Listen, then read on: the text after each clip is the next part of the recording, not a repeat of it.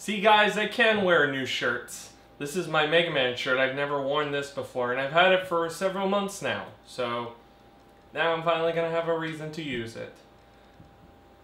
I just realized I'm not wearing pants again. CTKaraoke, the gaming channel. Sorry guys, can't show that because this is a PG-13 show and I just realized I contradicted myself by showing boxers, but whatever. Hi guys, it is Monday vlogging day. I'm CTKaraoke, you can call me by either. And this week we're going to cover the Let's Play aspect as to how I make my videos, since I already covered vlogging, and then we're going to do rhythm games in a future date. If you don't know what Let's Plays are, or have not been on YouTube for the past 10 years, I mean, actually to be fair, there are still people that don't know what a Let's Play is. A Let's Play is basically video game videos. It has commentary. Sometimes it has commentary, sometimes it doesn't, which is called a playthrough or a long play. People do all types of games, they do all types of commentary. There's no really like set mindset as to how to make a Let's Play. It can be done in any way you want. It can be comedy, it can be romance, horror, drama, anything you want. Let's Plays are essentially new to me because this is the first year I've done it weekly for the first time. I've never really attempted it. I did attempt back in 2011. That was my first attempt at a Let's Play, and I didn't really like the way it went. It was just, there was nothing really that interesting, and it wasn't the game. I actually want to do the game for a future date again. It's just, I felt like I wasn't really pushing for the kind of content I yearned for. I tried to record by myself. I've tried to record Xenoblade Chronicles. I've tried to record Rayman Origins and a couple of other games by myself, and they're great games, but I just feel like I don't really work well when I'm just playing on my own, because there's no commentary. I'm literally just playing the game. Which is still fine if you're into just watching the game. There are plenty of videos for playthroughs with no commentary, and that's fine too. But I felt like with my personality, I really wanted to show that I shine with these games. So I had to look up other YouTubers and types of multiplayer games that they were playing and see the basis of how they managed to get it to work. One of the biggest influences for me is Co-optitude, which is on the Geek and Sundry channel, made by Felicia Day. Her and her brother Ryan basically do a show on Co-optitude that's weekly of them playing co-op games together. And sometimes they're not co-op games, sometimes they're single player games. I've heard all different types of comments, people complaining about it, but it's unique because they do it in the same manner that you would cut to a vlog, so there's less of this empty space. It's literally just get to the point of the comedy and things that are very interesting to the show. So I tried to work around my style to it. So I tried to mix in the style of the vlogging, where I do a lot of jump cuts, also with the style of Let's Plays, where you require multiple people or sometimes another person to get that reaction, which I do not fake it. Every reaction you see of the games is real. I always manage to make it real. I don't like doing a second take unless it's like a 4-month gap or something. Like, to me, I have to completely forget about the game before I can be ready to do it again. I also am a big fan of We Like to Play. They're at 500,000 subscribers now, I think. But I like their style because they do the games together in sync. So basically, I think I saw one where where 4 of them were playing Super Mario Galaxy together, and they timed it for 15 minutes. So they had 15 minutes to get as much as they can, and it was done in 4 different screens, which I think is really awesome. And they've done it with Four Swords Adventures. They had the full game and the 4 Game Boy Advance screens. I think that's really, really amazing. Game selection is very important when you do a Let's Play because you have to pick a game that you know at least a little bit. If you just go into a straight up game with no knowledge, which is fine for like the bigger YouTubers, but if you're starting out and you have no idea what you're doing and you get into a game and you're just very confused at like a puzzle or something, it may not be the best suitable title for you. You might have to go for something different. Go with something you're familiar with. The big problem though with familiar titles is that a lot of people pick Call of Duty or Minecraft as their main videos, and it's really overdone.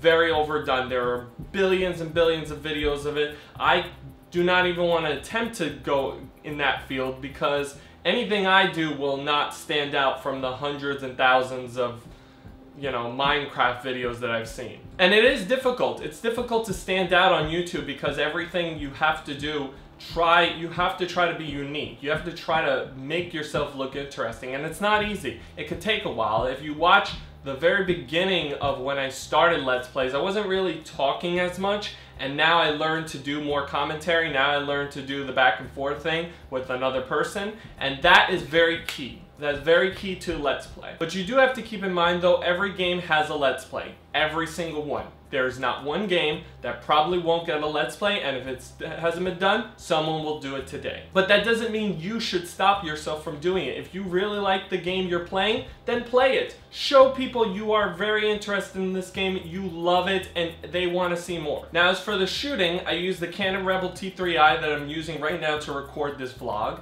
Sometimes I'll use my webcam if I want to get a PC, if I'm doing like a Steam game and I want to get that shot in.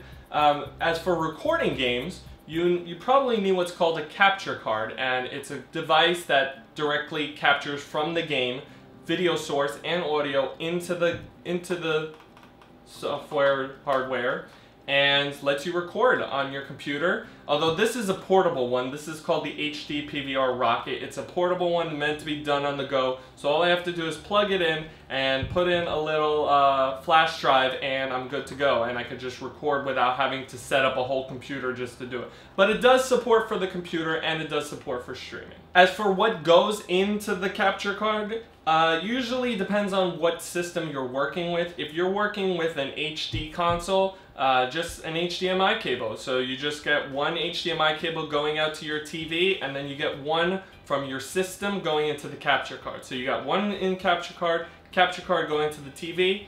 Very simple, very easy to use. If you're working with older consoles, you probably need what's called composite cables or component cables. Component cables are much stronger quality. It's similar to HD. They can go up to 1080i, I think, and they're kind of standard also for Wii, if you can try to get them at the highest quality. But if you don't, and you have cables like these are called composite cables, these will work too. So what I like to do is, I used to do this with my old capture card. I will plug in everything, all my systems into one box, so that way all I have to do is just press the button and set up. So basically I have this is a video game switcher. Allows me to switch between buttons. Everything is set up, so all I do is plug one set of composite cables into the output, which goes into the TV, and then plug 4 slots of whatever console I'm playing that's old school, and I can just switch with a touch of a button. Although in my case, I have to work a little bit harder for it because this HD PVR Rocket does not always recognize older consoles like PlayStation, which is a bit of a tricky system to work with, as well as N64 because they're both below 480p or 480i, so they're not always going to show up in an HD TV, so you have to work a little bit harder to try to get the results to get the screen to work. If you're working on a PC or Mac and you're playing, like let's say Steam games, as far as suggestions for recording, you can try XSplit, or you can try Open Broadcaster software, which is the one I use. That one's free. XSplit, I think you have to pay $15 a month for, but they're both very similar.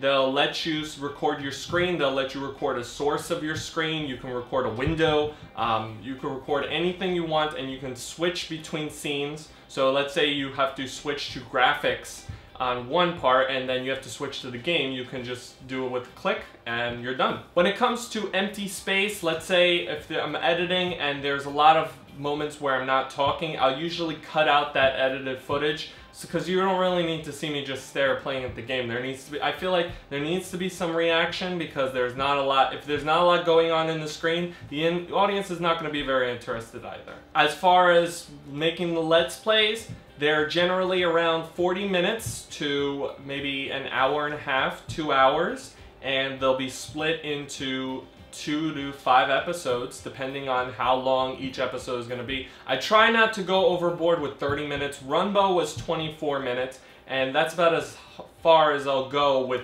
making a Let's Play. I feel like the longer I go, the less interesting it gets. So I try to keep it usually between 10 to 20 minutes, like TV length or video YouTube length, which I think for me is a decent time. It's not too long, so people can just jump right in. And for me, the episodes are very easy to understand. I mark them episode 1, 2, 3, 4, and I'm good to go. And that's all I have to say on Let's Plays. Thank you so much for watching. Be sure to support me on Patreon, Twitter, Facebook, Tumblr, Instagram. Oh, I'm doing Periscope now. I'm gonna start doing Periscope more often because I feel like that should be taken advantage of more. And I will see you guys Wednesday with a Let's Play, with a brand new Let's Play actually, and Friday with Super Smash Friday because I actually forgot to post one last week. So, bye! I kind of just like using my video game Switch because I like pressing the buttons so much. Feels like a game. Well, technically is for games.